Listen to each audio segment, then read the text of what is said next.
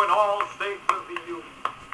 It is the old issue of human rights versus property rights, an issue which will continue in this country when these poor tongues of Judge Douglas and myself shall long have been silent. It is the eternal struggle between two principles. The one, the common right of humanity, the other, the divine right of kings.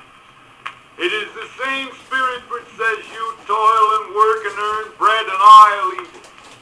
Whether those words come from the mouth of a king who bestrides his people and lives by the fruit of their labors, or from one race of men who seek to enslave another race, it is the same tyrannical principle. As a nation, we began by declaring, all men are created equal. There was no mention of any exception to that rule in the Declaration of Independence.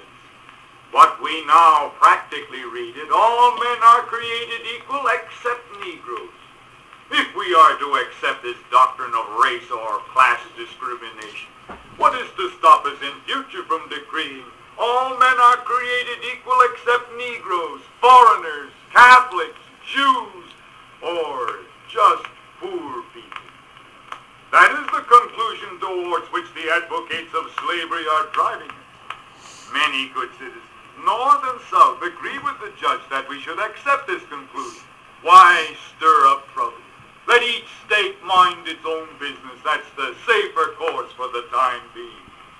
But I advise you to watch out.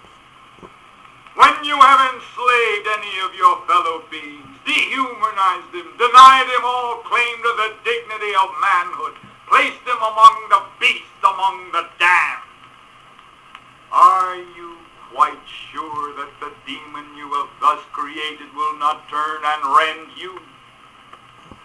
When you start qualifying liberty, watch out for the consequences to you. And I am not preaching civil war. I am only trying now and as long as I live to state and restate the fundamental virtues of our democracy, which have made us great and can make us great.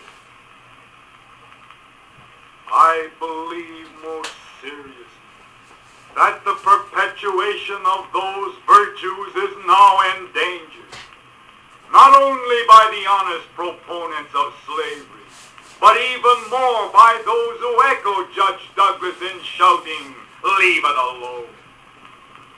This is the complacent policy of indifference to evil, and that policy I cannot but hate.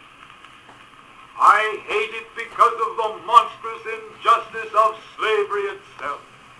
I hate it because it deprives our republic of its just influence in the world, enables the enemies of free institutions everywhere to taunt us as hypocrites, causes the real friends of freedom to doubt our sincerity, and especially because it forces so many good men among ourselves into an open war with the very fundamentals of civil liberty, denying the good faith of the Declaration of Independence and insisting that there is no right principle of action but self-interest. In his final words tonight, the judge said that we can be the terror of the world. I don't think we want to be that. I think we would prefer to be the encouragement of the world, the proof that at last man is worthy to be free. But we shall provide no such encouragement unless we can establish our ability as a nation to live and grow. And we shall surely do neither if these states fail to remain united.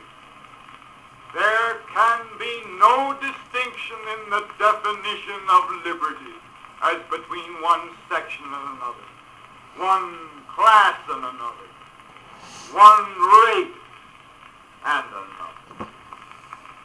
A house divided against itself cannot stand. This government cannot endure permanently. slave and half free.